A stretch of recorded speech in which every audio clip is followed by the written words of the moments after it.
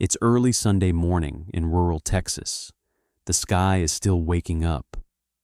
Colors leak slowly through the stained glass windows of St. Luke Chapel, washing the pews in soft reds and blues. The congregation gathers quietly. Some whisper prayers. Others open their hymn books, ready for a peaceful service. But peace is the last thing that walks through the door. Because at 6:41 a.m., the wooden double doors swing open, and a team of law enforcement officers steps inside. Their badges glint under the lights. Their footsteps echo down the aisle. Leading them is investigator Daniel Rivas, his expression carved from stone. He moves straight toward the pulpit, eyes locked on the elderly man standing there, Reverend Jonas Weller, a man the community trusts, a man many call a shepherd, a man no one ever imagined would be standing here today.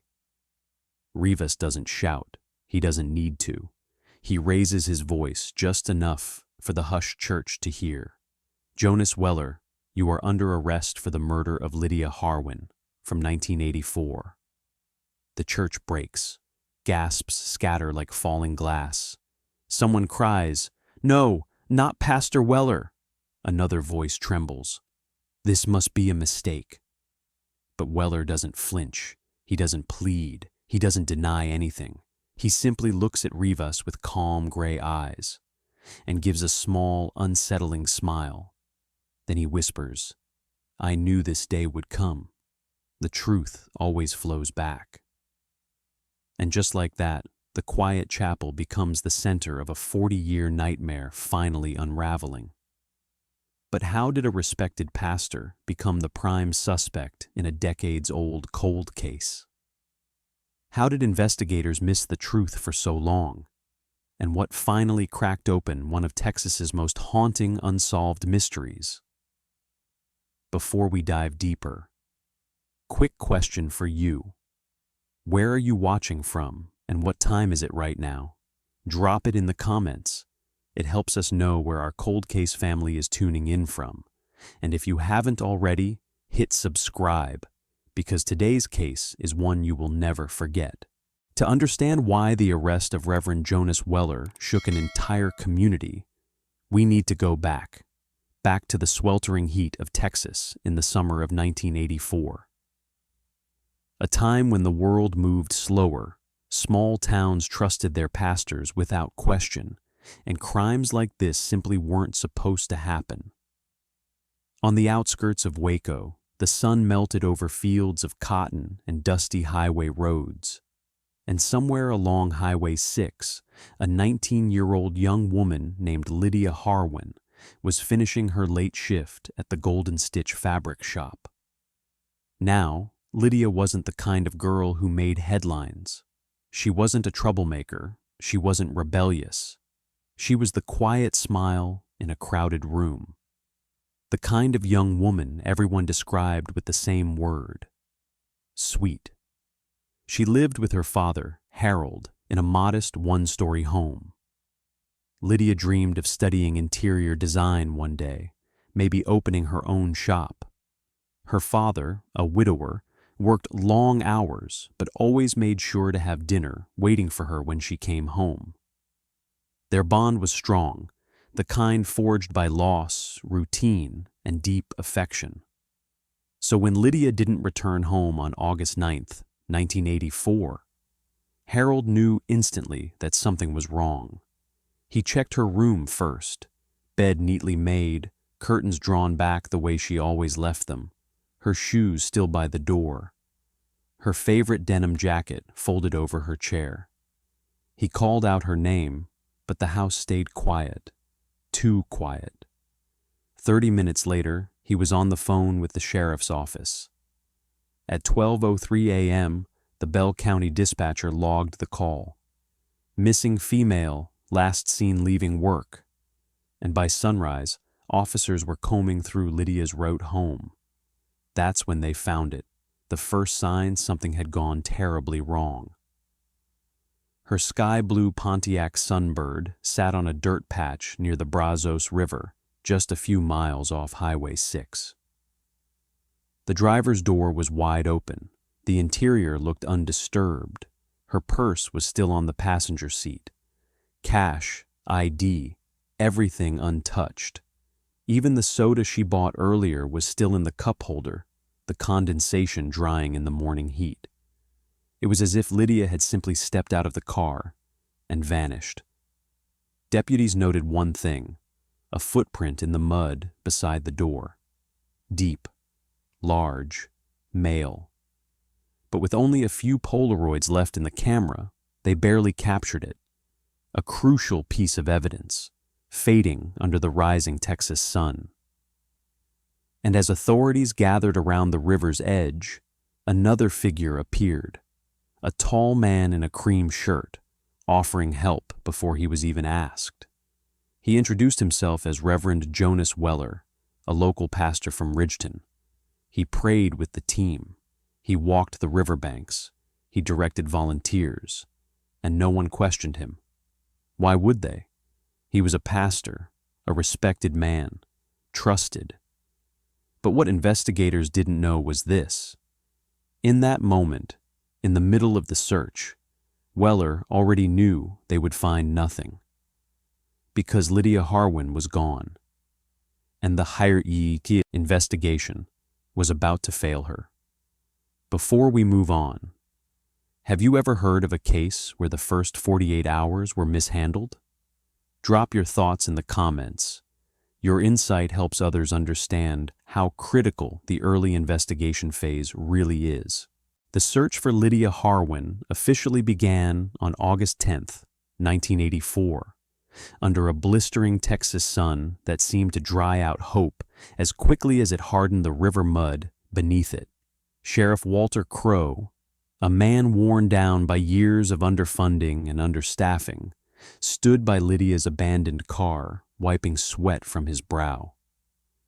His small team, 4 deputies and a handful of volunteers, circled the area trying to make sense of the scene. The first mistake happened within minutes. One deputy pointed at the footprint in the mud, a deep, heavy imprint beside the open driver's door. It was the only clear sign someone else had been there. Should we cast it? Might rain later. But they had no casting plaster. Bell County didn't keep much forensic material in stock in the 80s, and no one bothered to retrieve any from the station. Instead, they took a single blurry Polaroid, blown out by sunlight, unusable in any modern analysis. That was mistake number 1. Mistake number 2? Assuming Lydia walked off on her own, Sheriff Crowe looked at the scene, the untouched purse, the keys still in the ignition, and somehow concluded, no sign of foul play. It made no sense. It made 0 sense. But it ended up shaping the entire investigation. Investigators didn't secure the area properly. They didn't sweep for fibers. They didn't dust the car interior. They didn't interview certain people thoroughly, especially someone who should have been questioned immediately. And that brings us to mistake number 3. As deputies combed the riverbank, a tall man in a cream-colored shirt approached. He said he'd heard the news and felt called to help. His name was Reverend Jonas Weller.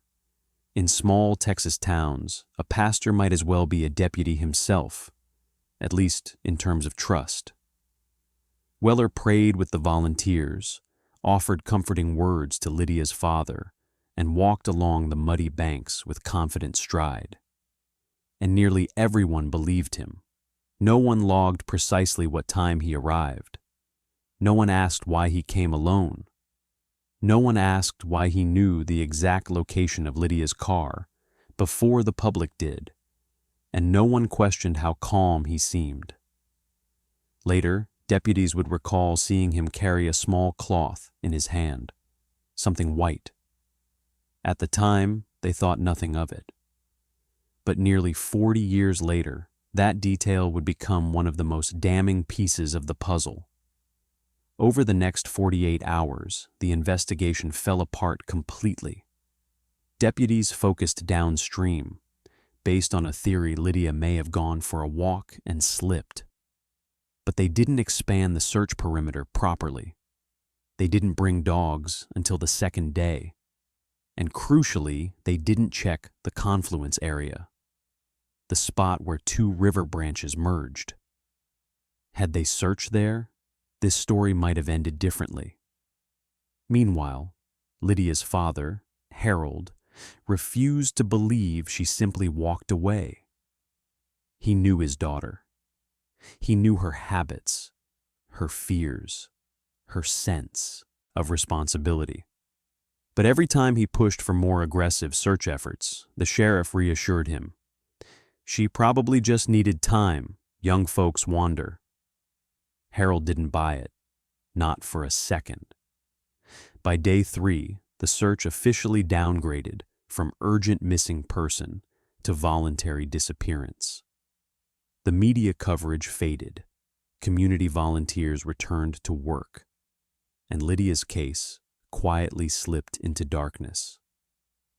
But there was one more mistake, mistake number 4, the one that would make the next 40 years a living nightmare for the Harwin family. Before the evidence box was placed into storage, someone noticed the tape sealing the crime scene bag looked tampered with. A retired deputy named Leon Mercer brought this up to Sheriff Crow. Crow shrugged it off and ordered the box to be archived. For decades, evidence was lost, corrupted, or misfiled. Witness memories faded. People moved on with their lives, all except Harold Harwin. He never moved on. He never stopped searching, and he died decades later, still believing, still hoping that one day someone would find out what happened to his daughter. But here's the thing about truth. It doesn't disappear. It just waits. And sometimes it waits in an old, dusty box. A box forgotten in the basement of the Bell County Sheriff's Office. A box labeled simply 84, Harwin. Before we continue, what do you think was the biggest mistake in the early investigation? Comment your thoughts below. Your insights help shape discussions around real cold cases. After just a few weeks, the search for Lydia Harwin slowed, then stalled, then stopped completely. Her file, once on every desk in the sheriff's office, was gradually pushed aside by newer cases, louder emergencies, more urgent matters. And Lydia, a 19-year-old girl who simply wanted to get home after work, was quietly forgotten by the very system meant to protect her. The evidence box, labeled just 84 Harwin, was placed on a bottom shelf in the Bell County basement. A damp, dim storage room where old case files went to disappear. Dust settled on it. Water stains crept up the corners. 40 years passed, and no one touched it. The community moved on too. People stopped asking questions. New families moved in. Old volunteers grew older, and Reverend Jonas Weller, the calm, helpful man who prayed with search teams, continued preaching in small congregations across Texas. Never questioned, never suspected, never examined. Meanwhile, Harold Harwin, Lydia's father, never stopped searching. He kept her room exactly as she left it. Same folded denim jacket, same small ceramic lamp on the bedside table. Same photo of Lydia and her mother smiling together at a picnic. Every year on Lydia's birthday, Harold placed a single white lily by her window. But the years chipped away at him, slowly, quietly, painfully. He passed away in 2008, without answers, without closure, without knowing the truth. And time marched on, 2010, 2015, 2019, until Lydia's case became nothing more than a short paragraph in an old newspaper archive, or a passing memory shared by locals who barely remembered the details. That's the cruel thing about cold cases. They don't freeze because there's no truth. They freeze because no one keeps them warm. But sometimes fate steps in. Sometimes the smallest spark reignites everything. Because in early 2024, a new program in Texas began reviewing old disappearances, dusting off the forgotten, the ignored, and the unsolved.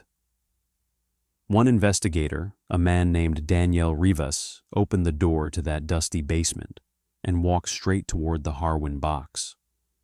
And with that simple act, a case frozen for 4 decades began to thaw. In early 2024, the Texas Cold Case Reassessment Program was launched, a massive statewide initiative aimed at giving abandoned files a second chance. Boxes were pulled out of storage rooms, basements, and forgotten archives. Dozens of counties sent in evidence for review, but among the hundreds of files, one small, dust-covered box stood out to investigator Daniel Rivas. A box labeled simply 84 Harwin. Rivas wasn't new to cold cases, but he approached every file the same way, with patience, precision, and an unwavering belief that even the quietest detail could break a case wide open. When he opened Lydia's file, the smell of old paper and river mud drifted out. Inside, he found a yellowed cloth scrap embroidered LH, 6 Polaroids from the 1984 search, a brittle evidence bag containing a strand of hair, a brief handwritten report concluding no foul play suspected. As he lifted the Polaroids, one caught his eye immediately, the image that would eventually change everything. A group of men stood along the Brazos River, morning sun behind them, and there, just off-center, a tall young man in a cream-colored shirt, wristwatch gleaming, expression unreadable, a name scribbled beneath it, Volunteer JW. Rivas frowned. That was odd. He flipped through the original timeline. Sheriff Crow and his team had supposedly reached the river at 8:30 a.m., but the Polaroid shadows leaned sharply west, which meant the photo was taken at sunrise, closer to 6:45 a.m. And that begged one very disturbing question. Why was this volunteer already at the scene nearly 2 hours before law enforcement arrived? Rivas set the photo aside. Something wasn't right, not at all. Rivas took the evidence to the DPS crime lab in Waco. There, forensic technician Mara Klein examined the preserved hair. After a few minutes under a microscope, she said quietly, "The follicle's intact. We can extract DNA." Rivas exhaled, hope returning. Next, she swabbed the cloth scrap. 2 DNA sources were present. One matched Lydia's father, but the second profile, unknown. Then came the Polaroids. They were scanned, digitally enhanced, and passed through a modern reconstruction program to clarify shadows, edges, and reflective surfaces. Hours later, technician Ivy Moreno called out, "Rivas, you need to see this." On the enhanced image, the man's wristwatch was clear, a silver bezel scratched at the top edge, same as the watch Weller later wore. It wasn't just resemblance, it was a match. And suddenly, that volunteer in the photograph wasn't just some concerned citizen. It was Reverend Jonas Weller, standing at the river before anyone else even knew Lydia was missing. A timeline contradiction, a major red flag, a forgotten clue that had been overlooked for 40 years. 3 weeks later, Rivas received an email. DNA results available. He opened the report. Sample 1, hair, matched Lydia with near-perfect certainty. Sample 2, cloth scrap, contained mixed DNA, Lydia's and a male profile. A profile that matched Jonas Weller, 99.9998% certainty. Rivas froze. There it was. The thread that unraveled a lifetime of lies. And keep in mind, this is DNA from 1984. Contaminated, water damaged, nearly destroyed. But still, the truth found a way out. Rivas leaned back in his chair and whispered, "Lydia, we're coming." For the first time in decades, the case had a suspect, a real suspect, and a trail that had once gone cold was now burning hot. Rivas took the evidence to the DPS crime lab in Waco. There, forensic technician Mara Klein examined the preserved hair. After a few minutes under a microscope, she said quietly, "The follicle's intact. We can extract DNA." Rivas exhaled, hope returning. Next, she swabbed the cloth scrap. 2 DNA sources were present. One matched Lydia's father, but the second profile, unknown. Then came the Polaroids. They were scanned, digitally enhanced, and passed through a modern reconstruction program to clarify shadows, edges, and reflective surfaces. Hours later, technician Ivy Moreno called out, "Rivas, you need to see this." On the enhanced image, the man's wristwatch was clear. A silver bezel, scratched at the top edge, same as the watch Weller later wore. It wasn't just resemblance, it was a match. And suddenly, that volunteer in the photograph wasn't just some concerned citizen. It was Reverend Jonas Weller, standing at the river before anyone else even knew Lydia was missing. A timeline contradiction, a major red flag, a forgotten clue that had been overlooked for 40 years. 3 weeks later, Rivas received an email.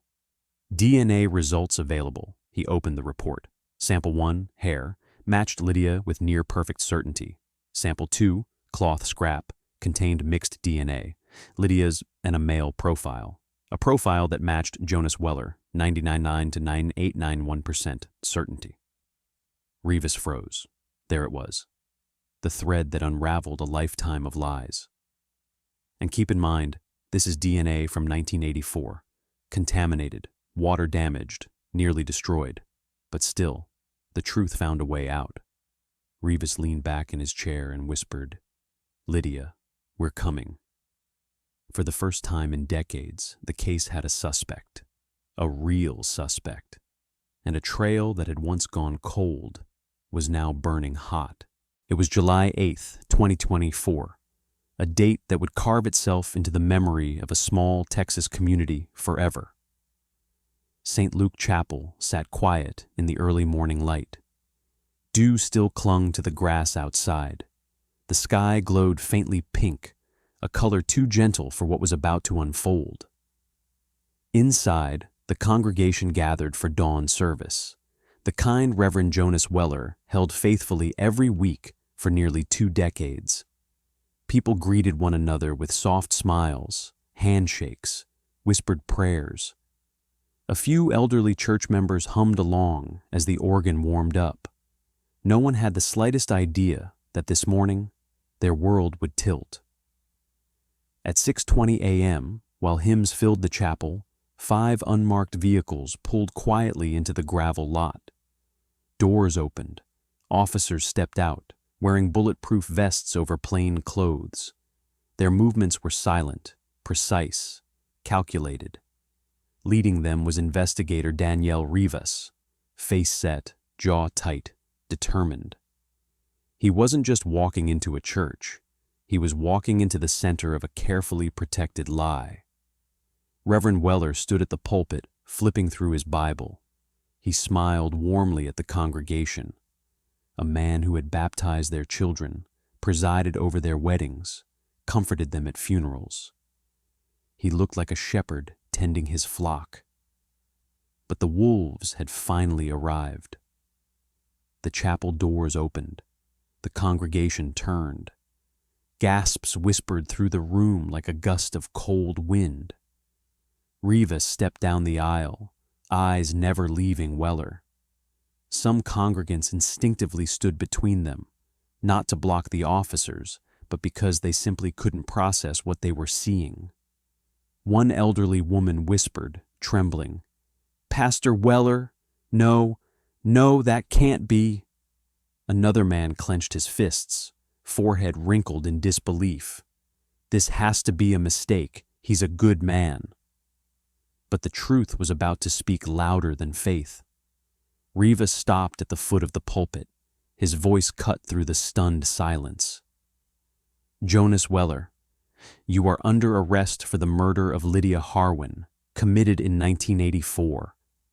Cries erupted across the room. Someone fainted. Someone else shouted, "Explain yourself!" But Weller didn't move.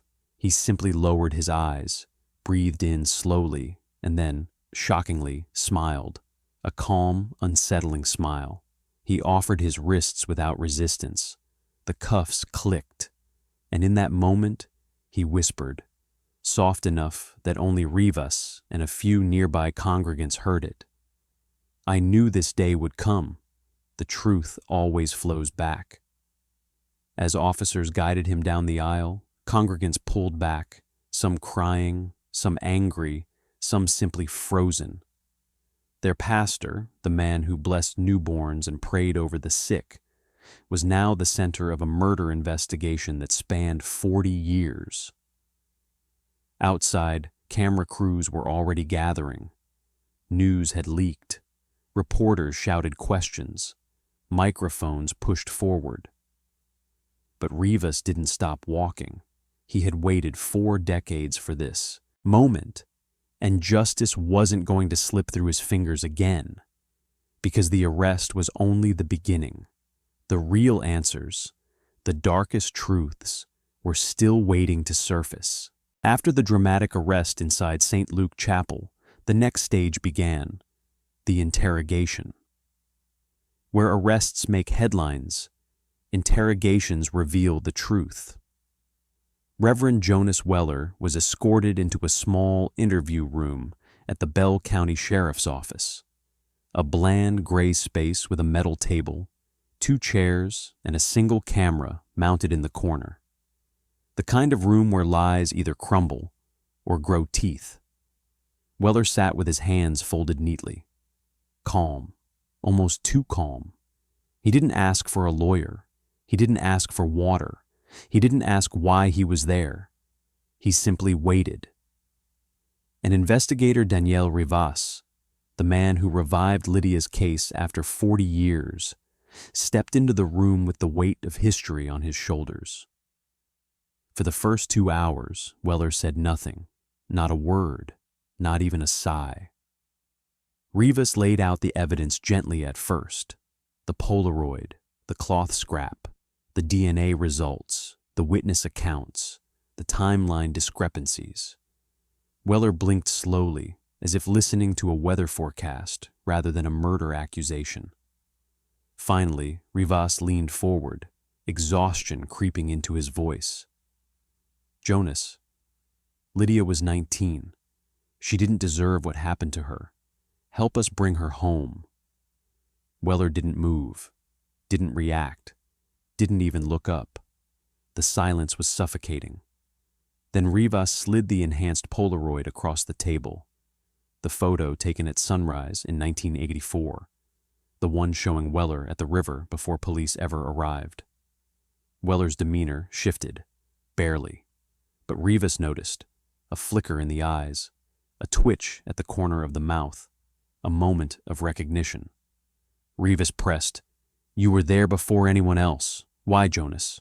Why were you at the river before the search even began?" Weller finally lifted his gaze. Those calm, distant eyes met Rivas's, and something cold lived behind them. Not fear, not regret, something worse, conviction. At 12:17 a.m., after hours of silence, Weller finally spoke. His voice was low, raspy, as if unused for years. "She is where the 2 waters meet," Rivas stiffened. "What does that mean?" Weller blinked slowly. "The place where the river turns to silence." Then, nothing. He closed his eyes as if settling into prayer. Rivas tried again, harder this time. "Jonas, if you know where Lydia is, tell me." But Weller remained still, his lips pressed into a faint, eerie smile. He had given them all he intended to.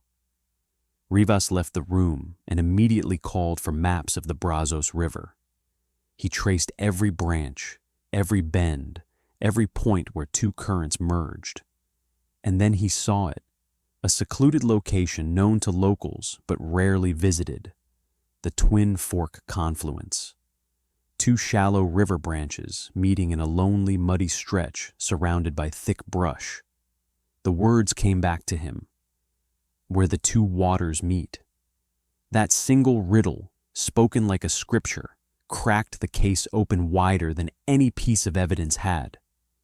Because if Weller buried Lydia there was a chance her remains, and the truth, still waited beneath layers of Texas soil. Rivas picked up the phone. The next morning, a full excavation team was mobilized. The search was about to begin again, after 40 years. The next morning, just after sunrise, a fog rolled low across the Brazos River Valley. It clung to the branches, drifted over the mud, and moved like breath across the quiet earth. A storm hadn't passed, but something was coming. Something long buried was about to resurface. Investigator Daniel Rivas arrived first at a remote location known as the Twin Fork Confluence, a lonely stretch where two shallow river branches met. The meeting point looked peaceful on the outside, but beneath it, the land held secrets. Secrets that had waited 4 decades to be found. Soon the area buzzed with activity. Crime scene tents went up. Floodlights were set even though dawn had already broken. Forensic specialists unloaded equipment. Ground-penetrating radar, sifting tools, tarps, evidence markers. A hush hung over the scene. Everyone knew this wasn't just another dig. This was a mission to bring a young woman home. At 7:14 a.m., a technician running ground-penetrating radar paused.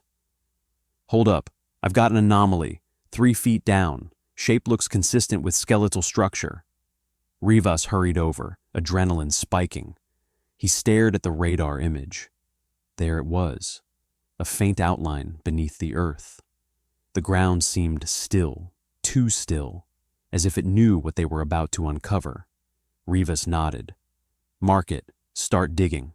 Shovels hit the soil, layer by layer, slow, careful strokes. Each scoop releasing the heavy smell of clay and river mud. Minutes stretched, shovels gave way to trowels, then to brushes. A bone emerged, thin, weathered, undeniably human. A collective breath escaped the team. Then another piece, a fragment of rib, then the curve of a jaw, then the imprint of fabric long disintegrated by time. The ground had begun to give Lydia back. A forensic tech lifted something small from the soil, a cracked leather shoe, half preserved, dark blue stitching, 1980s style, Lydia's style. Moments later, another glint caught a researcher's eye, a tiny silver bracelet, initials engraved, LH. The sight fell into a deeper silence. Even the wind seemed to hold its breath. This wasn't just a dig, this was a grave, and after 40 long years, they had found the place where the river turned to silence.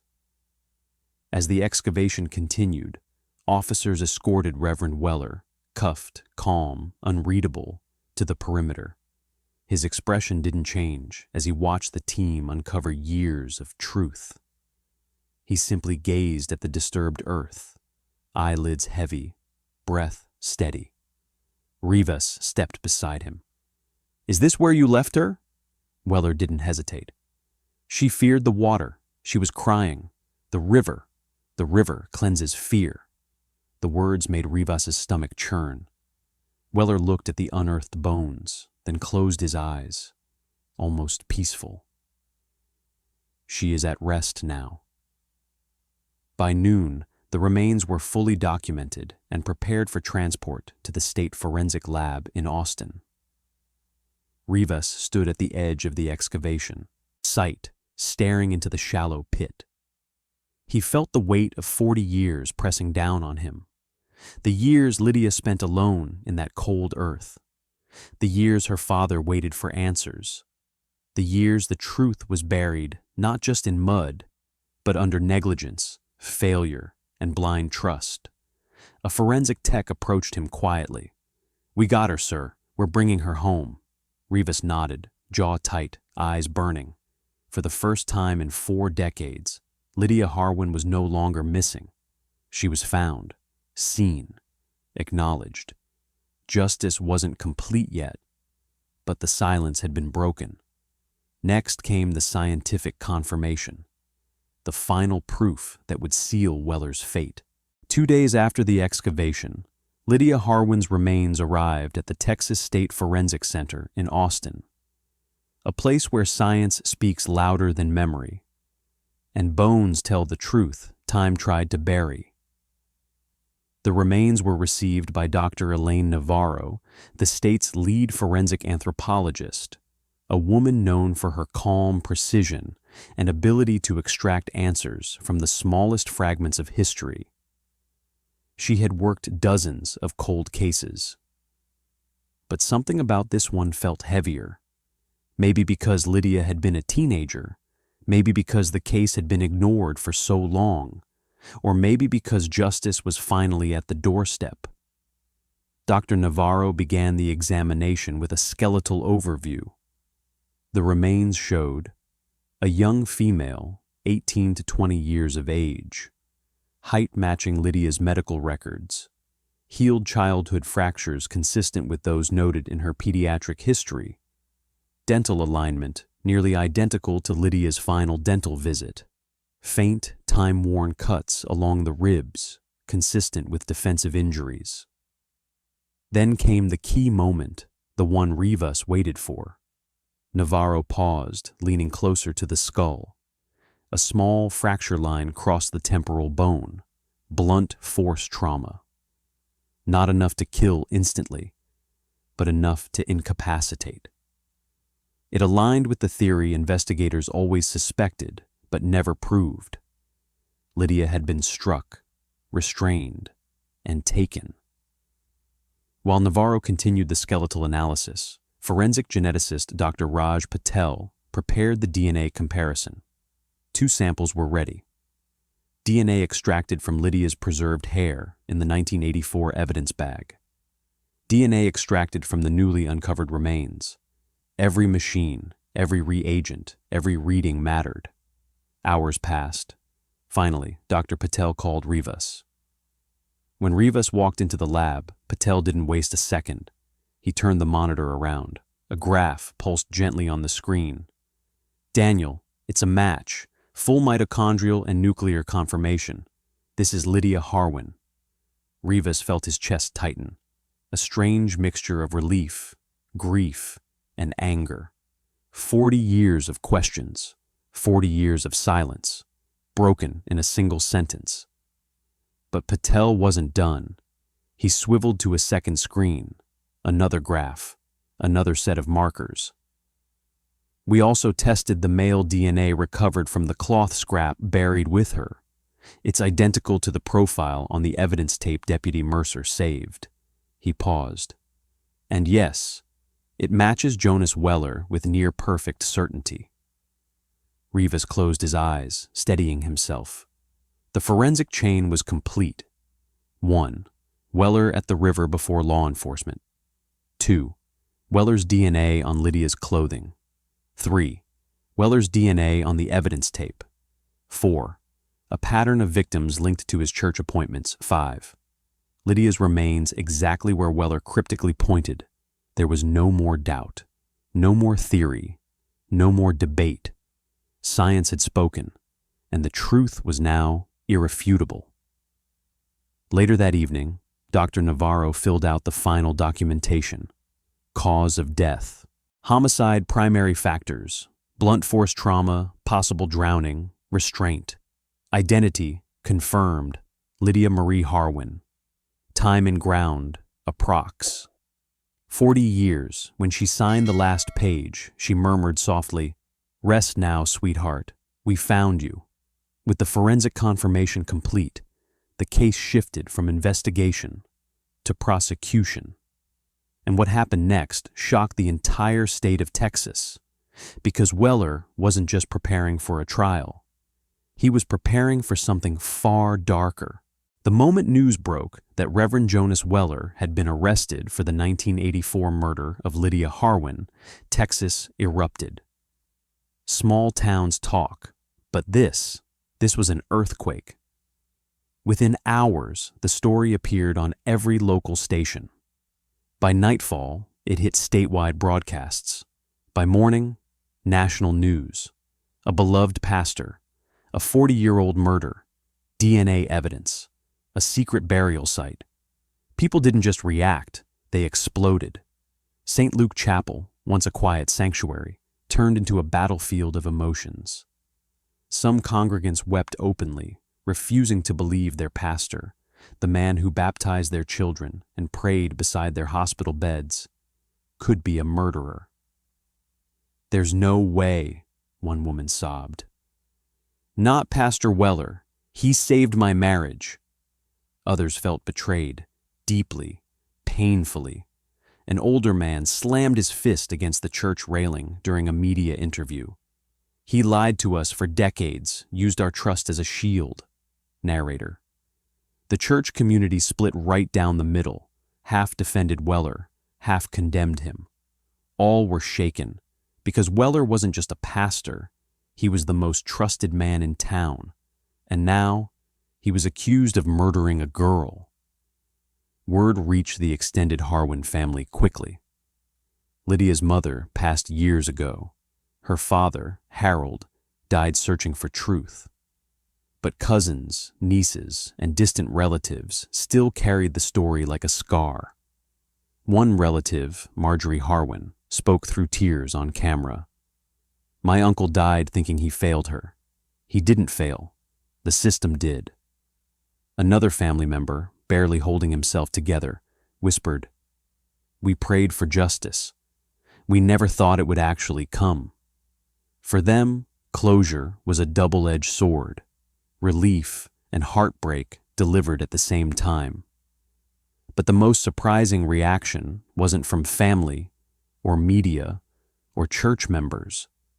It was from people who had stayed silent for 40 years. One by one, they began to step forward. Witness number 1, the gas station clerk. A woman named Rena Collins, now in her 60s, called the sheriff's office, trembling. She told them, she saw Lydia the night she disappeared. She remembered Lydia looking scared, and she remembered a cream-colored car parked behind Lydia's, the same model Weller drove in the 80s. She never reported it back then because she thought she must have been imagining it, but now she said she was sure. Witness number 2, a former church member. A man named Dale Crenshaw claimed that in 1985, Weller abruptly ended a late-night Bible study and came back the next day with scratches across his hands. When Dale asked what happened, Weller replied, "Some things are between a man and God." It felt strange then. It felt sinister now. Witness number 3, a woman who got away. This was the big one. A woman calling herself Marla reached out through an attorney. She refused to show her face publicly, but her testimony was devastating.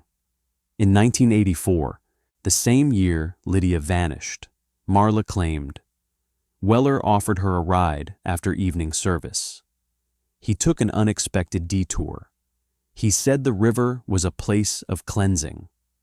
She panicked and jumped from the moving car. She never reported it out of fear no one would believe her. Now, hearing Lydia's case forced her to break her silence. Her story wasn't proof on its own, but it created a terrifying pattern. One victim vanished, others barely escaped. Weller wasn't just a suspect anymore. He was a predator hiding under the robe of a pastor. By the end of the week, candlelight vigils formed for Lydia. Protesters gathered outside the courthouse. The church shut its doors. Reporters camped outside the jail. Social media erupted with debates and theories. The entire state felt the tremor. And in the middle of it all, Rivas stood in his office, staring at the evidence board. photos, maps, timelines, knowing something was still missing. Weller had given them the location. He had given them clues. He had practically guided them to the truth. But why? Why give up after 40 years? And what was he hiding? The answer would come soon, in the form of a confession no one saw coming. As the investigation tightened around Jonas Weller, the Bell County District Attorney's Office began preparing for what would undoubtedly become one of the most watched trials in Texas history. A beloved pastor, now accused of a decades-old murder. National media attention, a mountain of forensic evidence, a community tearing itself apart. This wasn't just a trial, it was a reckoning, and everyone involved felt the weight. Prosecutors carefully assembled their case. Forensic proof tying Weller to Lydia's clothing. The Polaroid showing him at the river before police arrived. Recovered remains exactly where he cryptically indicated. Witness testimonies from those who feared him, escaped him, or doubted him. The behavioral analysis linking him to a pattern of disappearances. The tampered evidence tape confirming interference. Piece by piece, the puzzle was coming together. Weller's defense attorney, Bryce Merton, attempted to push back. Coincidence, contamination, religious persecution. But the more he argued, the weaker Weller's position seemed. Because the truth wasn't just in the evidence, it was in the pattern, a pattern the jury would see clearly. Inside the jail, something began to shift in Jonas Weller. Gone was the calm, soft-spoken pastor. Guards reported subtle but unsettling behaviors. He prayed loudly at 3 a.m. He recited scripture with strange pauses. He stared at walls as if expecting them to speak. He smiled when asked about the trial. He refused all visitors. One guard described him as calm, but not the right kind of calm. Investigator Rivas worried about one thing, that Weller was preparing to manipulate the courtroom. Because men like him didn't break easily. They controlled narratives. They shaped perceptions. And sometimes they confessed on their own terms. 3 weeks before the trial, Rivas received an unexpected message from the jail. Weller is requesting a private meeting, just you and him, no attorneys. Rivas hesitated. It felt like a trap, but he agreed, with full surveillance and recording. When he entered the interrogation room, Weller was already seated, hands folded, posture relaxed. His voice was quiet, eerie. "Daniel, before we go any further, I want to give you the truth you've been chasing." Rivas kept his expression neutral. He'd learned never to trust a predator's calm. "Then talk," he said. Weller smiled, a slow, chilling smile. For the first time, Weller spoke without riddles, without scripture, without silence. His voice was steady, disturbingly steady. Lydia was never supposed to die. Rivas felt his breath hitch, the first direct admission. "Explain," he said, leaning forward. Weller looked up, eyes bright, almost serene. "She came to me for help. She trusted me, and trust is a powerful offering." Rivas's jaw clenched. "You abducted her." Weller didn't flinch. "She resisted. She ran, struck her to stop the panic." Then he said something that made the room colder. "Fear makes people closer to God." Rivas forced himself not to react. "Where did you take her?" Weller's eyes drifted, as if reliving the memory. "To the river. I thought the water would calm her. I thought she would listen." Rivas's stomach twisted. He'd heard killers justify their actions before, but this was different, delusional, detached, devout in the darkest way. "Did you kill her?" Rivas asked. Weller shook his head slowly. "Fear killed her. Fear and water. Rivas exhaled sharply. A confession without accountability. Classic Weller. But then came the part that mattered. Yes, I held her under. The room went silent. Completely silent. Even Weller seemed to hear it. The weight of saying what he'd hidden for 40 years. Just as Rivas began to stand, Weller whispered, "Daniel, Lydia was not the first." Rivas froze. "What do you mean?" Weller stared at the ceiling. "She was the last one I lost control with." The implication hit like a blow. Victims they never found. Cases that were never investigated. Families who still had no answers. Weller looked directly at Rivas and whispered, "There are more graves, but only God decides when they should be found." Rivas's blood ran cold. It wasn't just a confession. It was a roadmap of horrors. But Weller had made one fatal mistake. He'd admitted to murder on a recorded line. And now the trial wouldn't be a question of guilt. Only how much of the truth would come out. The trial of Reverend Jonas Weller began on October 14th, 2024, in the Bell County Courthouse. By sunrise, news vans lined the streets. Protesters, supporters, skeptics, and true crime fanatics crowded the courthouse steps, clutching signs, photos, candles, and theories. Inside, the courtroom filled to capacity, every seat taken, every eye fixed forward, every breath held. Because after 40 years of silence, Texas was finally going to hear the truth. The prosecution opened with a simple, devastating line. For 40 years, Lydia Harwin lay in a shallow grave while her killer hid behind scripture. A ripple moved through the courtroom. They laid out their roadmap. The 1984 disappearance. Weller's presence at the river, the DNA evidence, the tampered evidence tape, the forensic confirmation, the confession, the pattern of prior victims. Then came the defense. Attorney Bryce Merton spoke smoothly. "Ladies and gentlemen, this is not a trial. This is a witch hunt," he claimed. Evidence was contaminated. Witnesses were unreliable. Weller's confession was coerced. Memories from 40 years ago could not be trusted. The state targeted Weller because of his religious authority, but the jury wasn't swayed. Not with the mountain of proof waiting to be presented. The prosecution's first major piece of evidence was the enhanced Polaroid, the photograph showing Weller at the Brazos River before police ever arrived. The courtroom dimmed as the image appeared on the screen. There he stood, younger, confident, watch gleaming, a man out of place. The prosecutor asked the lead investigator on the 1984 team, "Was Reverend Weller ever authorized to be at the search site?" "No." "Was anyone told to be there at sunrise?" "No." The prosecutor turned to the jury. "Then why was he already there? And why has he never explained it?"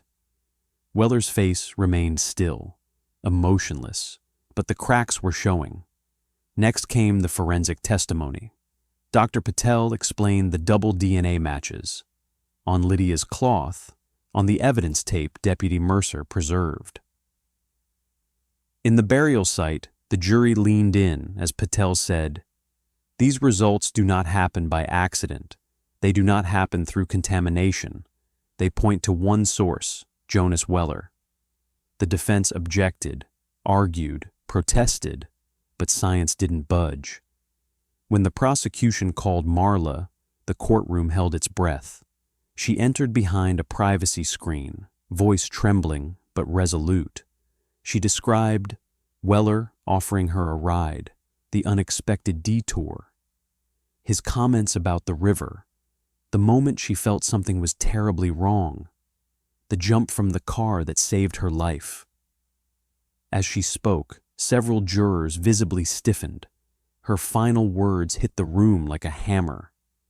"If I hadn't jumped, I'd have been Lydia." Weller remained motionless, but for the first time, his eyelids twitched. The courtroom went silent, painfully silent, as the prosecution played Weller's recorded confession. His voice echoed through the speakers. "She trusted me.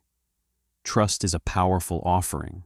Fear brings people closer to God. Yes, I held her under." Gasps rose. A juror covered her mouth. One man shook his head and looked away. The defense tried to argue spiritual metaphor. It didn't work. The confession was the nail in the coffin. The prosecutor stood tall. "Lydia cried for help in 1984. No one heard her. But today, you can," he pointed at Weller. "Do not let him hide behind God. Not anymore." The defense argued passion, emotion, doubt, but it sounded thin, desperate, outmatched. After 5 hours of deliberation, the jury returned. The courtroom stood. Weller did not. The foreperson read the verdict. On the charge of first-degree murder, we find the defendant, Jonas Weller, guilty. A cry rang out behind the Harwin family. One juror wiped tears. Reporters scribbled furiously. Rivas closed his eyes, exhaling decades of weight. Weller didn't move, didn't flinch, didn't blink. He simply whispered, "The river still flows." Weller received life imprisonment without parole, designation as a serial predator under Texas law. The judge's final words were sharp. "You used faith as a weapon. This court removes that weapon permanently." With the verdict delivered, the story seemed finished. But for investigator Rivas, something lingered. Something Weller said in his confession. "There are more graves." And that haunting line would lead to one final chapter. In the weeks following the trial, Bell County slowly began to breathe again. The courthouse crowds thinned. Reporters left. The church reopened under new leadership. And for the first time in 40 years, the Harwin family didn't have to wonder. Lydia was home, her name cleared, her story finally told. But even with a guilty verdict, the case didn't simply end. Because cold cases don't close the moment a sentence is handed down. They echo through memories, through families, through investigators who can't stop thinking about the ones they didn't save, and through the words of a man who believed he was untouchable. There are more graves. Those 4 words would become the shadow trailing everything that came after. After the trial, investigator Daniel Rivas took a week off, not because he wanted to, but because the department insisted. He spent his time walking riverbanks, not searching, just walking. Colleagues said he looked different, quieter, heavier, because solving a cold case doesn't heal you, it changes you. One afternoon, he found himself back at the confluence, the place where Lydia had been found. He stood by the water, hands in his pockets, staring down at the slow current. The river didn't look dangerous, didn't look significant, didn't look like a place where a life ended, but it held memories, evidence, truth, and now, justice. In Temple, Texas, people slowly began to confront a painful reality. A man they trusted had deceived them for decades. But in the aftermath came something unexpected. Unity. Candlelight vigils were held for Lydia. Funds were raised for scholarships in her name. A memorial bench was placed near the riverbank where she was found. And at her burial service, the pastor who took over St. Luke Chapel said, "Evil hides in many forms, but so does goodness. And today, goodness wins." Her family wept. Strangers wept. Even officers in uniform quietly wiped their eyes. It was closure, not perfect, but real. In a maximum security Texas facility, Weller spent his days in silence. He never spoke to other inmates, never attended prayer services, never read the Bible he once preached from. He sat in his cell, staring through the barred window at a patch of sky he couldn't reach.